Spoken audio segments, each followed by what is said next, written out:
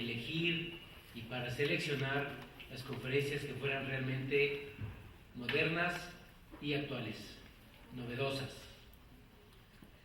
Voy a presentarles al doctor Edgar Ruiz Soto, médico cirujano egresado de la Facultad de Medicina de la UNAM, con especialidad en urgencias médico-quirúrgicas en el IMSS, alta especialidad en medicina de reanimación, maestría en administración de servicios de salud en la UNAM, jefe del área médica en la unidad de educación, investigación y política de salud también del IMSS, coordinador del Centro de Simulación y Destrezas Médicas en el Hospital Médica Sur. Su conferencia, Actualidades en Reanimación Cardiopulmonar. Se queda con ustedes el doctor Soto, Díaz Soto, para su presentación. Muchísimas gracias, doctor. Gusto. Bueno, primero, muchísimas gracias por la invitación. Es un honor estar aquí con ustedes. ¿Sobre qué vamos a hablar? ¿Sobre qué? Actualidades en reanimación. ¿Y por qué considerarían que esto resulta importante?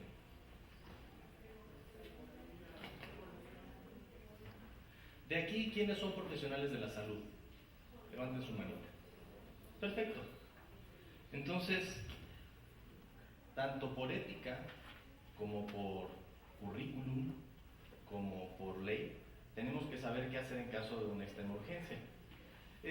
Son tres los objetivos que he planteado para esta sesión. Uno, ya lo estamos planteando, que es sobre qué vamos a hablar, y es tratar de aclarar, porque cada uno de nosotros va a tener un esquema mental sobre sus inquietudes.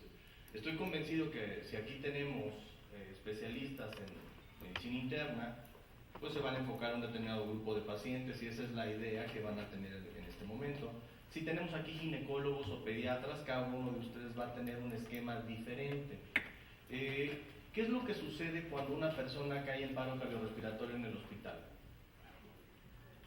¿Hay estrés? ¿No hay estrés? ¡Paro! O sea... Perfecto. Esa palabra me voy a apropiar de ella, armonía. Y de la otra que me voy a apropiar es equipo. Y de eso específicamente vamos a hablar.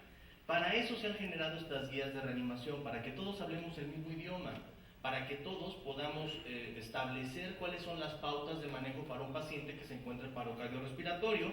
Y bueno, el tercer objetivo es invitarlo a que participe. El hecho de que todos nosotros podamos influir en lo que son las guías de práctica clínica de CENETEC. Estas guías de práctica clínica se publicaron apenas hace unos meses. La invitación está abierta para que las lean, las critiquen, y si consideran que sea necesario corregir algo, por favor, bienvenidos todos los comentarios. Este año me tocó participar en ellas y les aseguro que es un reto gigante lo que es la elaboración de las guías de práctica clínica, y como toda actividad humana es susceptible de mejora. Hay muchos programas enfocados a lo que es la reanimación. Estamos hablando del BLS, ACLS, ATLS, PHTLS, RCP para enfermería. Cada uno de estos programas tiene ciertas características. De aquí, mi pregunta es, ¿quién está certificado en programas de reanimación cardiopulmonar? Levante su manita. ¿Dos? Ok.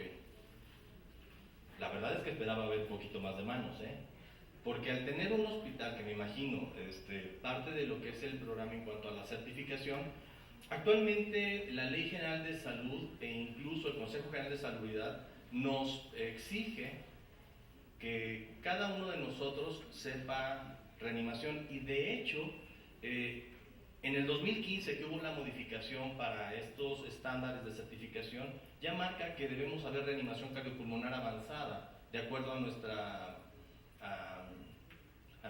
funciones, llamémosle así. Pero bueno, han escuchado que ILCOR cada 5 años está renovando las guías de práctica clínica. Es el Comité Internacional de Reanimación. Estas guías se generaron en el 2015. ¿Y entonces por qué aquí pongo 2017? Bueno, como les comentaba, las guías de práctica clínica de CENETEC, es decir, aquellas que actualmente la Secretaría de Salud toma como base para el actuar médico en nuestro país, nos plantea que debemos saberlas y de verdad tenemos que conocerlas. Ahí viene tanto reanimación cardiopulmonar prehospitalaria como intrahospitalaria, reanimación básica y reanimación avanzada. Todo esto se generó con base en recomendaciones. Se hizo una evaluación, lo que son términos MESH, se hizo una revisión bibliográfica y con base en todo esto se tomaron estándares en cuanto a ver cuál es el nivel de evidencia que se tenía para que nosotros podamos decir que realmente la ciencia está sustentando algo. ¿Saben cuántas compresiones damos en promedio por minuto o debemos dar? 100 a 120. Y si estamos en un equipo de reanimación, debemos alternar 30 compresiones, 2 ventilaciones, 5 veces, que son aproximadamente 2 minutos. ¿Y quién dice eso? Ah, sí, claro, pero ¿con base en qué? ¿Qué lo sustentó? Perfecto.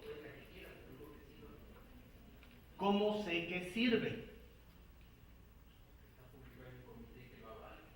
Bien, pues decimos que hacemos medicina basada en la evidencia.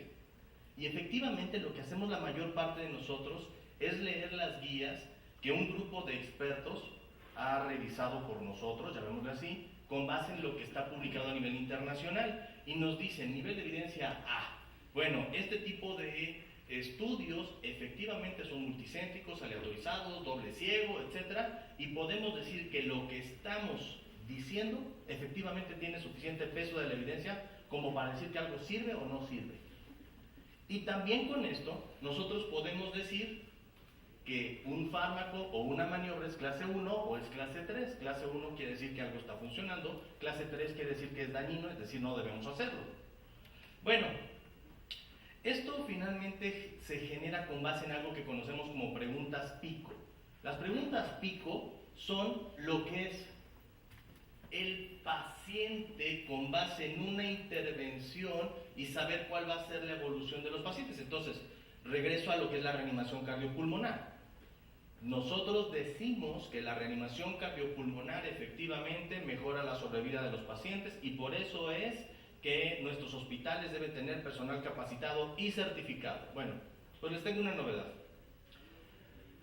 Cuando se hizo la revisión de la evidencia, para la reanimación cardiopulmonar a nivel internacional, solo el 1% tiene nivel de evidencia A. Solo el 1%. Y ese 1% se basaba en compresiones y se basaba en desfibrilación externa automática. Todo lo demás es mera experiencia. Todo lo demás es consenso de expertos. Cuando digo, yo soy especialista en medicina de urgencias y a mí toda la vida me dijeron ABC, ABC, ABC, ABC y de pronto en el 2010 CAB. Es decir, en lugar de que empezáramos con la vía aérea, ahora comenzamos con las compresiones. Y entonces todo lo que habíamos hecho antes estaba mal, ¿no? Lo que sí les puedo decir es que cuando me di cuenta, cuando nos metemos a la revisión de los estudios, mi cara no pudo ser otra más que esta.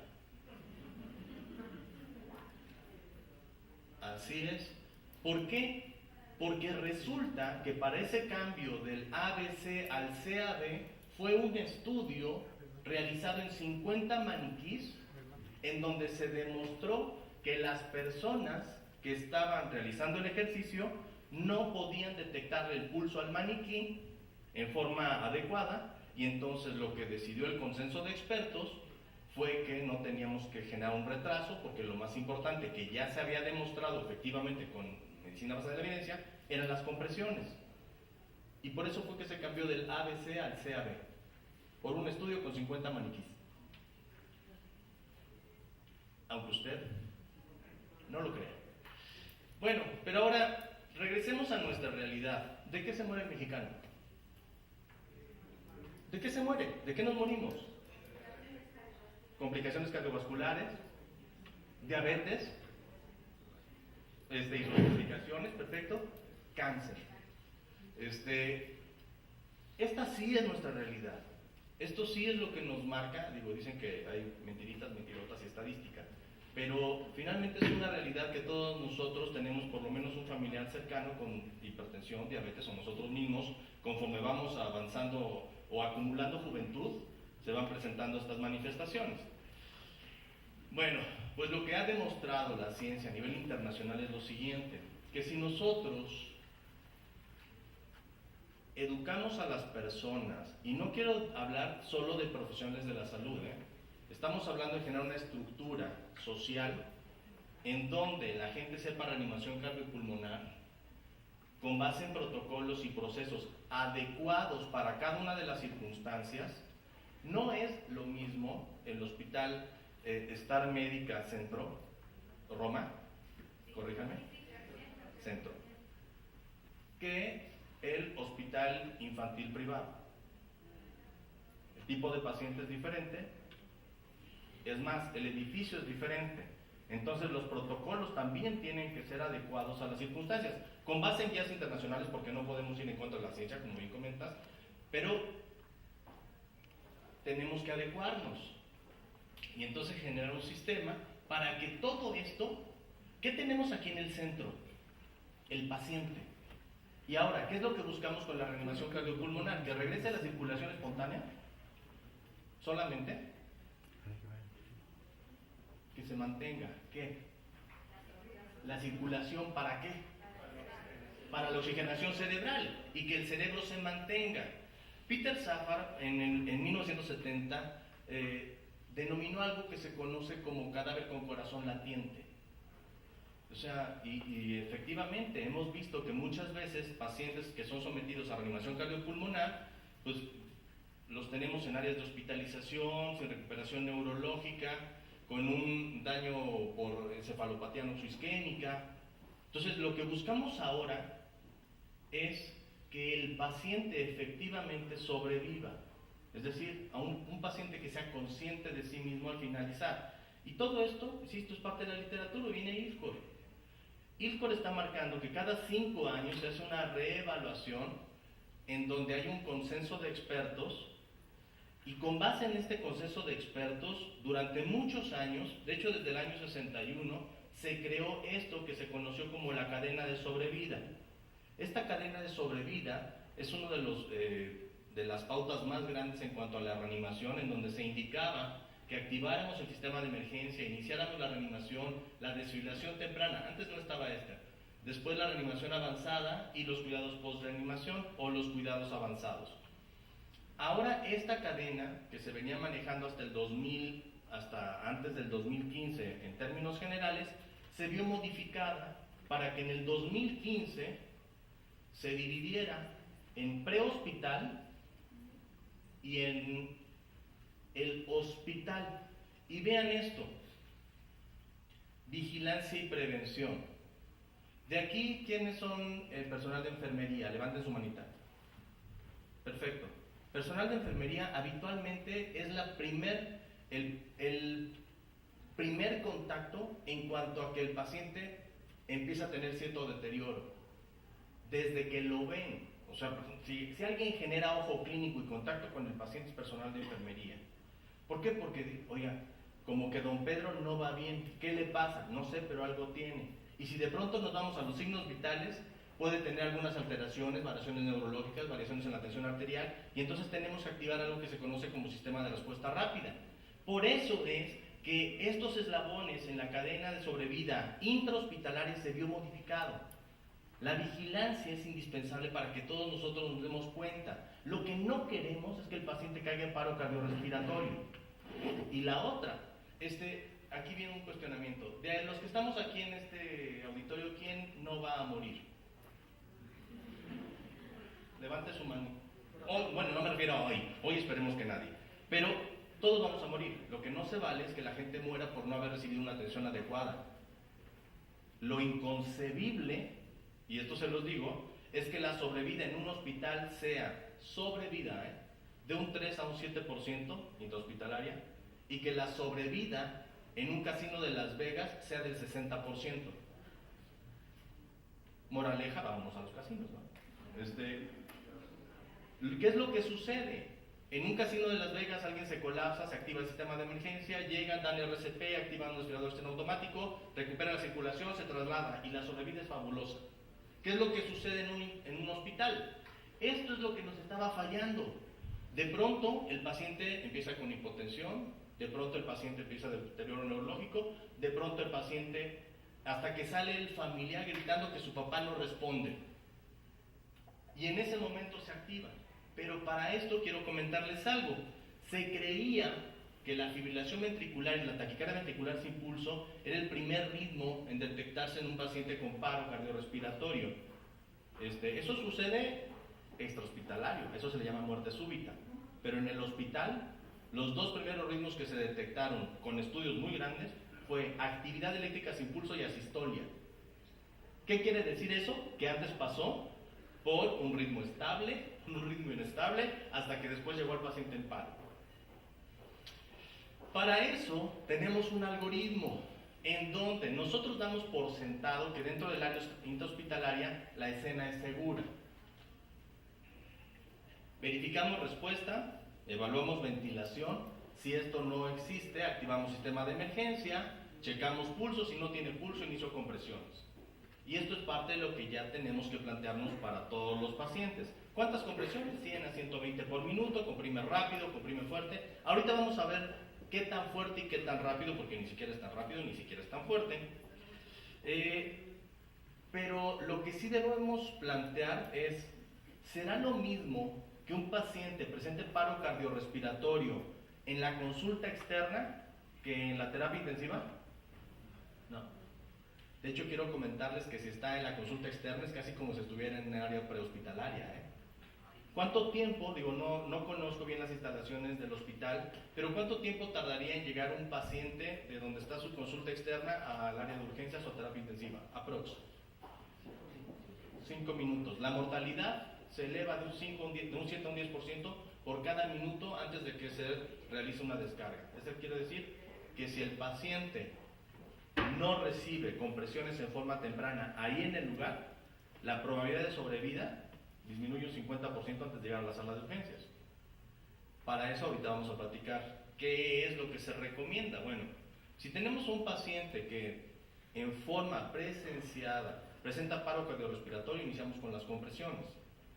Si tenemos a la mano un dispositivo para manejo de la vía respiratoria, un dispositivo supraglótico, se puede utilizar. Si estamos en un área completamente extrahospitalaria, podemos utilizar un acceso intraóseo. Y de hecho, esta diapositiva es una mezcla entre lo que podríamos hacer tanto en el hospital como en el prehospital.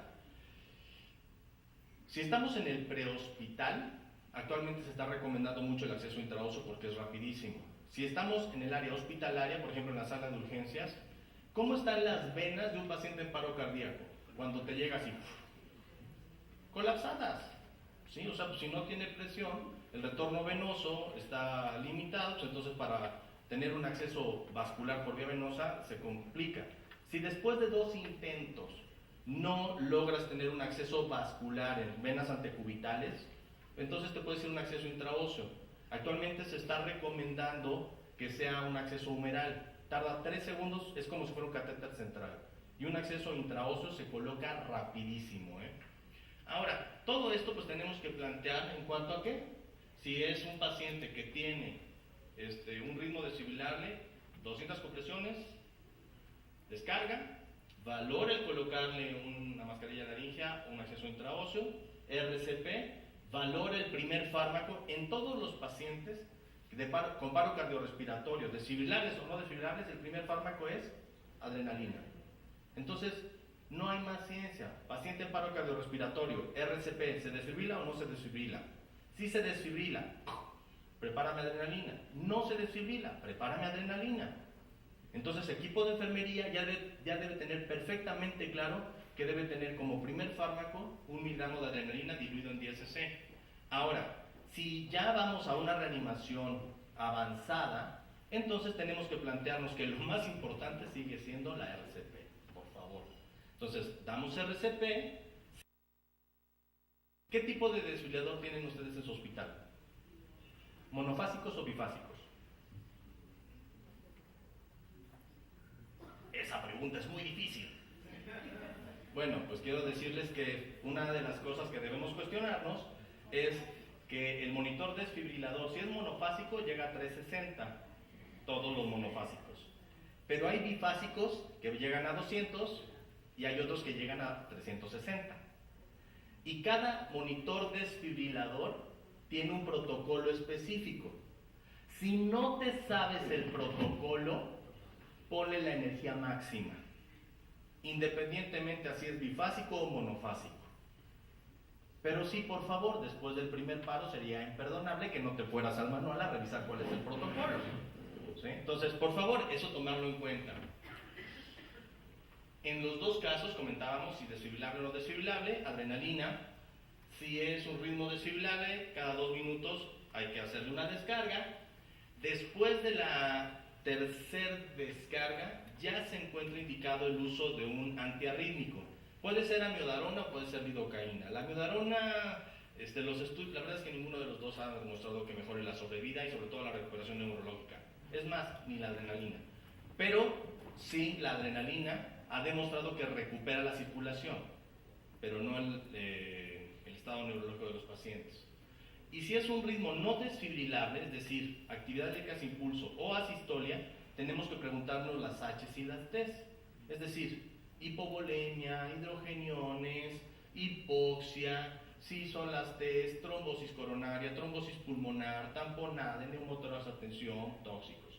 Y cada uno de estos se corrige. Si lo que tiene es hipovolemia, pues le paso volumen, pero no dejo de darle RCP y de pasar la adrenalina. El manejo de la vía aérea pasó a segundo término, pero eso no quiere decir que no sea importante. Y para eso incluso, por ejemplo aquí, déjenme ver si corre, ¿sí? Como está el paciente, el uso de boogies, algunas personas, por supuesto que este es un dummy, ¿sí? Es un simulador.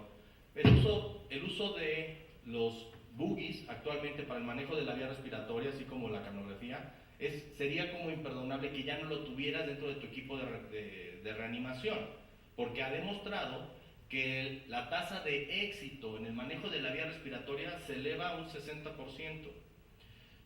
Y por eso es que tienes que preparar, preoxigenas, premedicas, paralizas, posicionas, haces el procedimiento, pero si por alguna razón tienes problemas, debes tener listo plan B, C o D, es decir, una intubación secundaria, mantener la oxigenación o incluso una vía quirúrgica.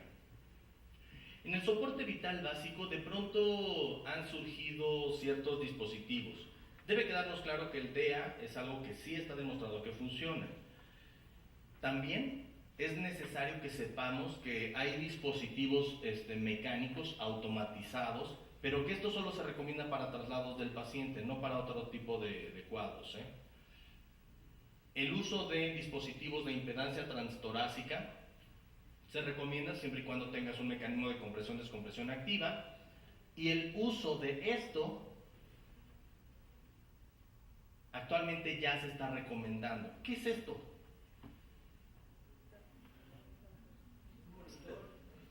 Bien, CPR meter se llama, o pocket CPR, como le quieran llamar. Se coloca en el pecho y te va dando un beat, y a esa velocidad vas dando compresiones, te va diciendo si las compresiones son efectivas o no son efectivas. ¿Por qué? Porque te dice actualmente la ciencia que para que yo hable de una reanimación correcta, debes tener por lo menos un 80% de compresiones bien dadas. El DEA, por favor, si alguien conoce a algún legislador, dígale, por favor, háganle entender que el uso de desfibrilador externo automático ya tiene que ser algo obligatorio en todos los sitios de reunión pública e incluso en áreas hospitalarias. Aquí tenemos una pizzería en Toronto. No es posible que nosotros en el Aeropuerto Internacional de la Ciudad de México tengamos 2 DEAs, uno en cada terminal, ¿no? En nuestro país, solo Monterrey y Guadalajara tienen desfibriladores externos, y Mérida. Son 3 ya los aeropuertos, pero no es posible que la Ciudad de México no los tenga. Pero bueno, ahora, debe quedarnos claro que lo más importante son las compresiones.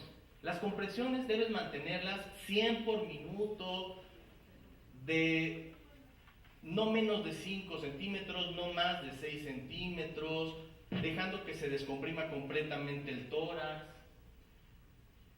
¿Vas a parar de dar compresiones? Sí, solo sí, lo vas a desfibrilar, vas a hacer análisis de ritmo, vas a rotar a los compresores. ¿Cada cuánto rotamos a un compresor? Cada 2 minutos. ¿Por qué? Porque igual nos estamos cansando.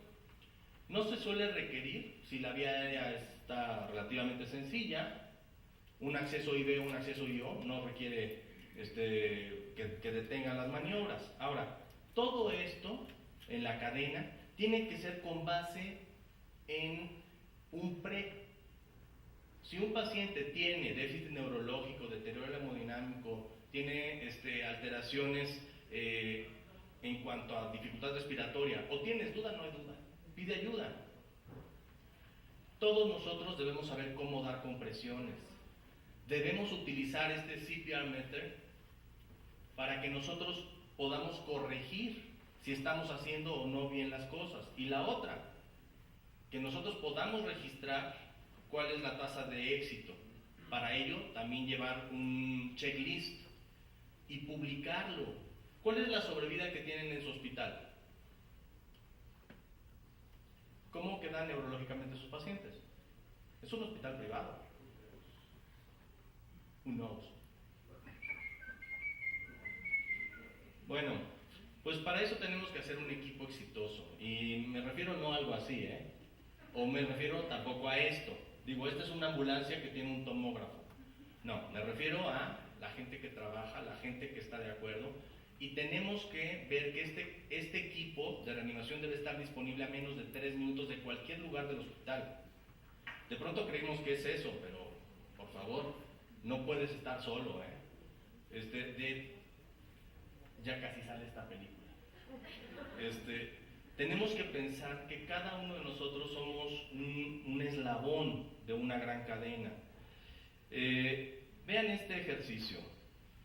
Dura 20 segundos. No, menos.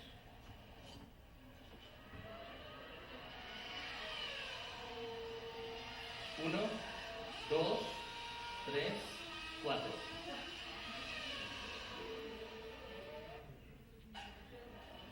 Le pusieron gasolina, cambiaron llanta, limpiaron el parabrisas, chatearon, checó su Facebook. Así es. Y esto es por un vehículo. O sea, perdón, ¿será más importante un vehículo que un ser humano? Entonces, insisto, debemos generar estos equipos, debemos generar nuestros protocolos internos y tomar en cuenta que una cadena es tan fuerte como el eslabón más débil. Entonces, identificar dónde están nuestros puntos débiles y corregirlos, para que así nosotros sepamos qué tipo de dispositivos, qué tipo de insumos debemos tener cuando hagamos una reanimación básica, una reanimación avanzada, cómo la vamos a hacer, pero sobre todo, y esto sí necesito que quede bien claro, no bastará con que el paciente regrese a la circulación espontánea. Tenemos que esforzarnos por recuperar al paciente, es decir, a ese ser humano que confió en nosotros. Muchas gracias.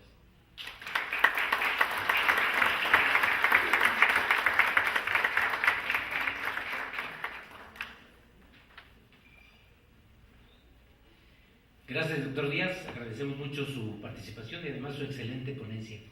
Le entregamos una constancia, diploma sobre su conferencia por parte de la asociación y un pequeño obsequio. Muchísimas gracias nuevamente, doctor.